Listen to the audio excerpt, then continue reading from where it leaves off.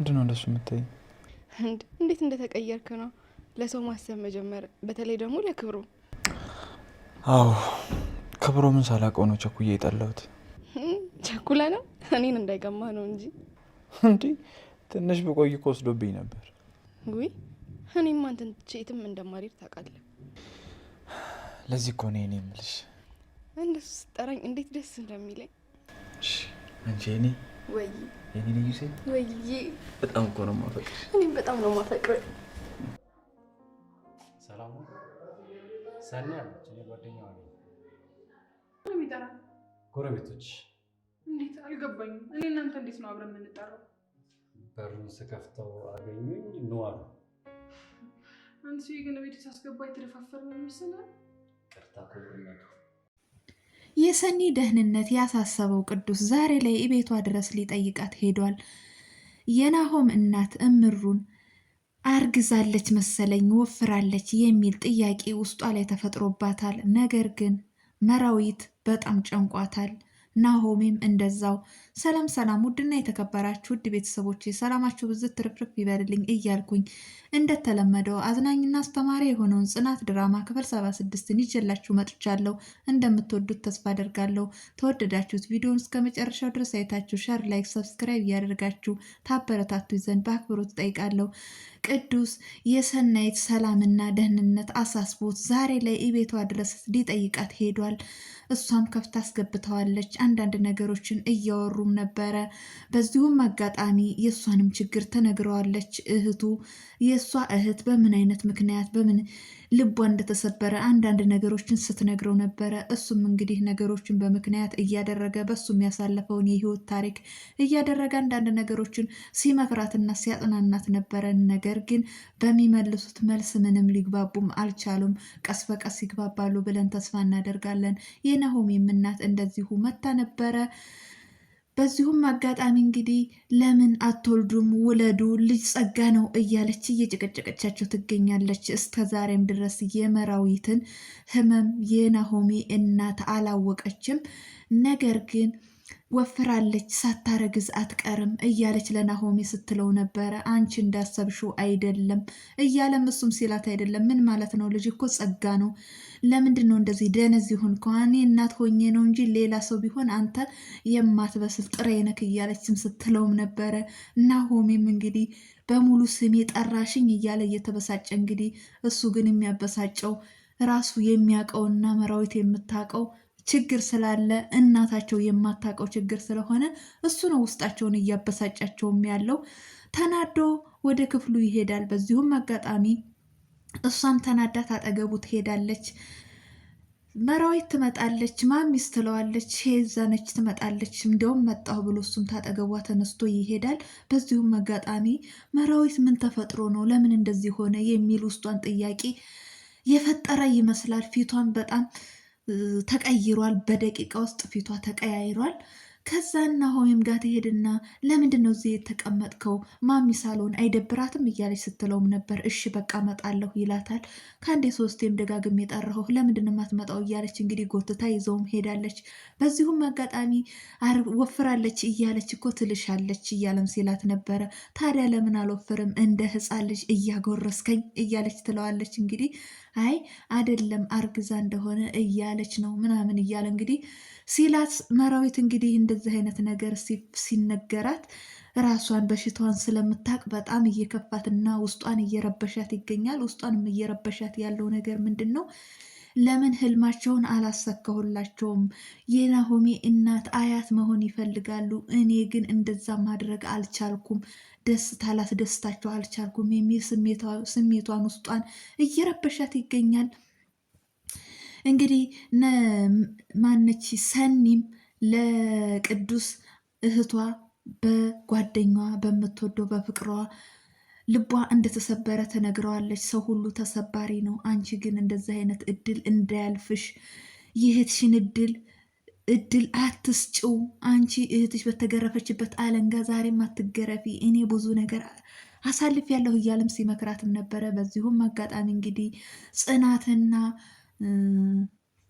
ለምን ማን ነው ክብሮና ኪራ ሰኒ ለምንድን ነው ከዚህ ቤት የጠፋችው እያለ ኪራን ሲጠይቀው ነበረ። አንተ ልጅ ምን እያልክ ነው? ለምንድን ነው እንደዚህ የጠየቀኝ? ምን ተፈጥሮ ነው? የሆነ ነገር እንግዲህ ፍቅር ሸጥቶኛል እያለ ዳርዳር ነው ምልክቱን እያሳየኝ ነው እያለ ሲለውም ነበር ኪራ። ለምን ሰኒ እኮ ስትመጣ ኩሽናውም ጓዳውም ሳሎኑም ሁሉም ነገር ነው የሚጮኸው በድምጿ ይለዋል። ድምጿንም መለየት ቻልክ ማለት ነው እያለ እንግዲህ ሲያሾፍበትም ነበረ። በዚሁም አጋጣሚ ተናዶ ዝም ብሎ ተነስቶ ይሄዳል። ታጠገቡ ጽናት ትመጣለች። ጽናትም ስትመጣ ሰኒ ግን ለምንድን ነው የጠፋችሁ ብሎ ይላታል። ክብሮስ ሴት ሄዶ ነው ብሎ ይላታል። እኔ እንጂ አሁን የወጣው መጣሁ ብሎ ነው የወጣው እያለም ሲል ነበረ። ግን ምንድን ነው ከሰኒ ጋር የተፈጠረው ነገር? ምን ሆኖ ነው ልጁ ምን ሆኖ ነው እያለም ሲጠይቃት እንግዲህ ምን እንደተፈጠረ አላቅም፣ እንጠይቀዋለን፣ ሲመጣ እንጠይቀዋለን በደንብ እያለችም ስትለውም ነበረ። ክብሮ እንግዲህ ሰኒ ጋር ሄዶ ነበረ። ሰኒ ጋርም ሲሄድ እንግዲህ ለምን መጣህ ትለዋለች። ልጠይቅሽ ነው የመጣው ስትጠፊ ልጠይቅሽ ነው የመጣሁት ይላታል። በጣም አመሰግናለሁ ጠይቀሽ ስለመጣክ ብላ ትለዋለች። እንግዲህ እሱም እንግዲህ በቃ ተጠየቅኩሽ ልሂድ ይላታል። አይ ኢደር እዚሁ ትለዋለች። ምን ነው ደግሞ በጠዋት መተሽ ከምታስደነቅጪ ዛሬ ላይ ተነስቼ ብሄድ ይሻለኛል። አንቺ ማታ ሌላ ሰው ጠዋት ሌላ ሰው ነው የምትሆኝብኝ እያለ ሲላትም ነበረ። ምግብ አትበላም ትለዋለች። በዚህን አጋጣሚ ግን ምግብ አልሰራችም። እሷ የእሱ ምግብ ስለለመደች ምግብ እንዲሰራላት ነው እንደዚህ ያለችው። አዘሻል ሰርተሻል ይላታል። አዎ ሰርቻለሁ ለዛውም እየቀቀልኩ ነው ትለዋለች። በዚሁም አጋጣሚ እንግዲህ ሴት ወጥቶሻል እያለ ሲስቅባትም ነበረ። ለማንኛውም ቆንጆ ምግብ ሰርቻ አበላሻለሁ ይላታል። ታልጣፈጠኝ አልበላም ትለዋለች። ነገር ግን የእሱ ምግብ መቼም ቢሆን አይደለም ምግቡን ብረት ድስት ነው የምትቆረቆረው ማለት ነው። ሰኒ እንግዲህ ሰራልሻለሁ ብሏት ሄዷል ማለት ነው። መራዊትም ጽናት ጋር መታ ነበረ። ጽናት ጋር ስትመጣ በጣም ከፍቷታል። ጽናትም መራዊት እንደከፋት ፊቷ ላይ አንብባዋለች። ምን ሆነች ነው? ምን ተፈጥሮ ነው? ናሆሜ ጋር ደህና አይደላችሁም ወይ እያለችም ስትላትም ነበረ። ደህና ነን፣ እሱ የሚኖረውን የለ ማስደሰት ነው። ነገር ግን የናሆሜም እናት መታ እኛ ጋር ነበር ያደረችው ትላታለች። እና ታዲያ ምን ተፈጠረ? አዎ ሰምቻለሁ፣ ኪራና ናሆሜ ሲያወሩ ሰምቻለሁ። ታዲያ ምን ተፈጥሮ ነው ትላታለች። ወፈርሽ አለችኝ ስትላት፣ እንዲህ ታዲያ ወፈርሽ ማለት ያስከፋል ብላም ስትላት፣ አይደለም እሷ ወፈርሽ ያለችኝ ሌላ ነው አርግዘሻለ ማለት ነው ምናምን ስትላት፣ እንግዲህ በጣም ነው እንደዚህ ያስከፋል እንደሱ ወይንም እኔ ልንገራት እንዴ ምናምን መናገር ይሻላል እያለችም ስትል፣ አዎ መናገር ይሻላል። ኪራ ያሳለፈውን ፈተና መልሰን እንደመሆንም ያንን ፈተና ማሳለፍ የለብንም። በጊዜ ማሳለፍ ይሻላል፣ መናገር ይሻላል። እንዲያውም ልነግራት ስል ናሆሜ መጣብኝ እያለችም እንግዲህ ስትል ነበረ። ናሆሜም እንግዲህ የመጣባት ምሩ ለናሆሜ እናት እንግዲህ የምነግርሽ ነገር አለኝ፣ አንድ ነገር አለኝ እያለችም ስትላትም ነበረ። በዚሁም አጋጣሚ ቁልፍ እየፈለጉ ናሆሜ መጣሁ ብሎ ነው ታጠገባቸው የሄደው። ተደውሎበት እናቱን ሊሸኝ እያለ ነው ተደውሎበት የሄደው። ለ20 ደቂቃ ብሎ እንግዲህ ወጥቶ 20 ሰዓት ድረስ ቆይ እያለች እናትየውም ስትበሳጭ ነበረ። እናትየውም ልትሄድ ስለተዘጋጀች በዚሁም አጋጣሚ ወፍረሻል፣ አርግዘሻል መሰለኝ ሂጂና ተመርመሪ እያለቻትም ነበረ። ነገር ግን እምሩ ወስና ልትነግራት ማሚ የምነግርሽ ነገር አለኝ ስትል ድንገት ናሆሜ መጥቷል። ናሆሜ ደግሞ እንደዚህ ይሄ እንዲወራበት እናቱም እንድሰማ አይፈልግም እንግዲህ በዚሁም አጋጣሚ ነገሯ ተቋርጦ እናትየዋም ተነስታ ሄዳለች። ለማንኛውም ሌላ ቀን መጥቼ እጠይቅሻለሁ ብላታለች። እንግዲህ ናሆሜም እንደዛ እናቱን ሊሸኝ ሄዷል። ጽናትም ነገሩን መናገር ይሻላል ለናሆሜ የተመካከሩና መናገር ይሻላል እያለች እንግዲህ ምክሯን አወግዛታለች። በዚሁም አጋጣሚ ኪራ ዛሬ ሰኒን ሄደን እንጠይቃታለን እያለም ሲል ነበረ። እሺ በቃ እነ ናሆሜ ሲመጡ ሄደን እንጠይቃታለን ሲልም ነበረ። እነ ናሆሜ መጥተዋል። መራዊት ትንሽ ተኝታ ነበረ። በዚሁም አጋጣሚ ተነሱ እንሄድ ሲል ኪራ አይ ቆይ መራዊት ትንሽ ትተኛ እያለም ሲል ነበረ። በዚሁም አጋጣሚ ቆይ እስቲ ሄጄ ልያት ብሎ የተኛችበት ሄዶ ሲደባብሳትም ነበረ። በዚሁም አጋጣሚ ምን እንሂድ በቃ አሁን ተነስቻለሁ እንሂድ ብለው ተነሳስተዋል። እሷም ተነስታለች። ቅዱስ እንደገና ተመልሶ መጥቶ ሰኒጋ ነበር ያለው።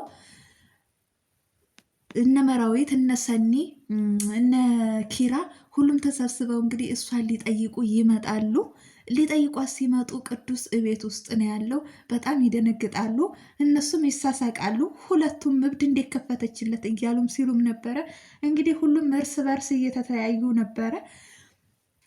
እንዴት ከፈተችልክ? እንዴት ገባህ? ቤቱን እንዴት አወቅኩ? እያሉትም ሲጠይቁትም ነበረ።